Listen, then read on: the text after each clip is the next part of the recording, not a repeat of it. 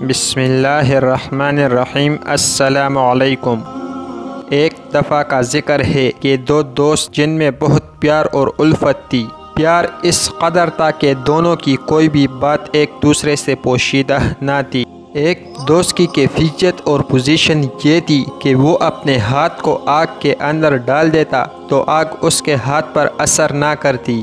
دوست نے پوچھا کہ یہ بتا، تو آگ کے اندر جلتے ہوئے انگاروں میں ہاتھ ڈال لیتا ہے لیکن آگ تیرے ہاتھ پر اثر کیوں نہیں کرتی، وجہ کیا ہے؟ دوست نے کہا کہ بڑی طویل داستان ہے، پھر کبھی سنائیں گے۔ دوست نے کہا کہ نہیں، یہ کیا دوستی ہے؟ دوست بھی مناتا ہے اور راز بھی چھپاتا ہے۔ دوست تو وہ نہیں ہوتا جس سے راز چھپتے ہیں، دوست تو وہ ہوتا ہے جو راز نہیں چھپاتا۔ بتا کیا بات ہے؟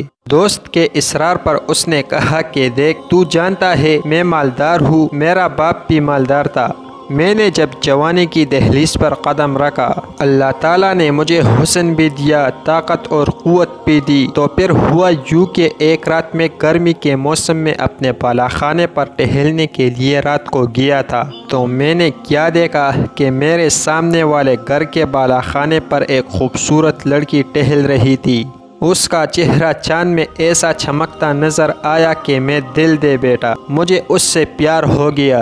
میں نے اس سے کہا کہ اے لڑکی، میں تیرے قدموں میں دولت کے انبار لگا دوں گا، اس میں جو چاہتا ہوں تو وہ کر لے۔ لڑکی نے میری ایک نہ سنی۔ دن گزرتے گئے، رات گزرتی گئی، زندگی تمام ہوتی گئی۔ حالانکہ ہوا یہ کہ میں نے کوئی دن کسر نہ چھوڑی، کوئی رات کسر نہ چھوڑی۔ ملنے کی کوشش کرتا، دولت کی لالچ دیتا، مال کی لالچ دیتا، ہر چیز کی میں نے لالچ دی، لیکن وہ لڑکی ٹس سے مس نہ ہوئی۔ اس نے میری ایک نہ سنی۔ چند دنوں کے بعد اس کی غریب گھرانے میں شادی ہو گئی، اس کے 3 بچے ہو گئے۔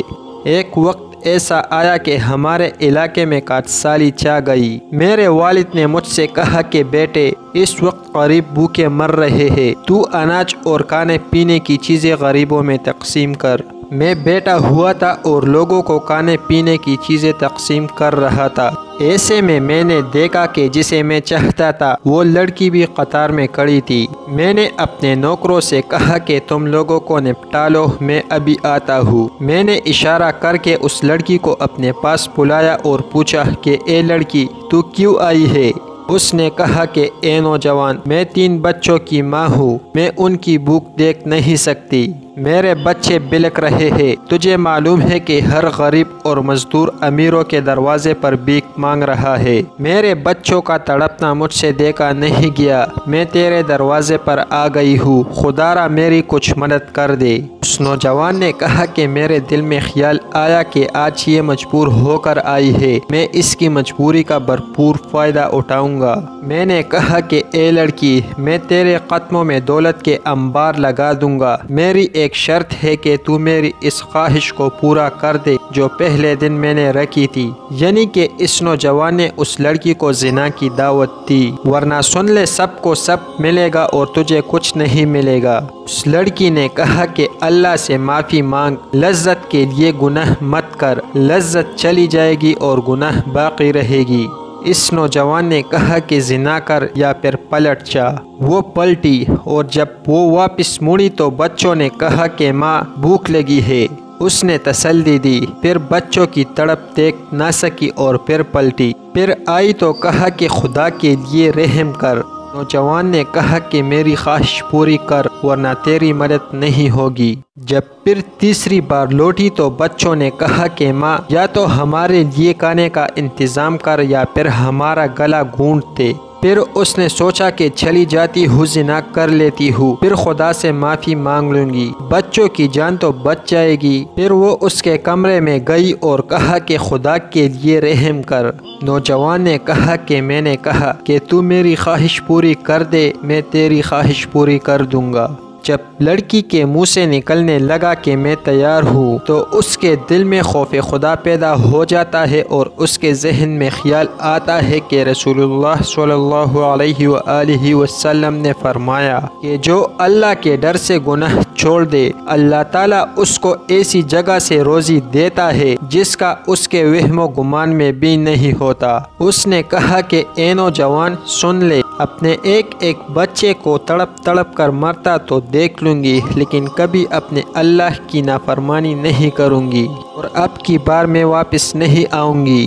گھر جا کر بیٹوں سے کہا کہ صبر کرو، ابھی کھانا آ جائے گا۔ مصلی بچھا کر بیٹھ گئی اور اللہ تعالیٰ سے دعا کی کہ اے اللہ، تو نے چونچ دی ہے تو دانا بھی تو ہی دے گا۔ اے رب کریم، میرے بچوں کے لیے کھانے کا بندوبست کر دے۔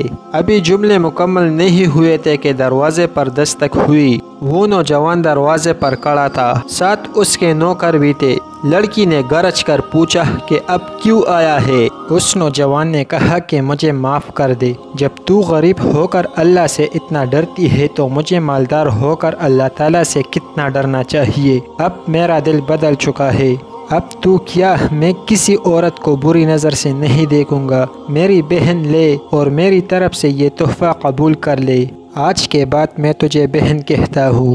لڑکی نے کہا کہ رک جا، پھر شکر کا سجدہ کیا اور دعا کی، اے اللہ، اگر یہ اپنے قول میں سچا ہے تو اس پر دنیا کی اور جہنم کی آگ حرام کر دے۔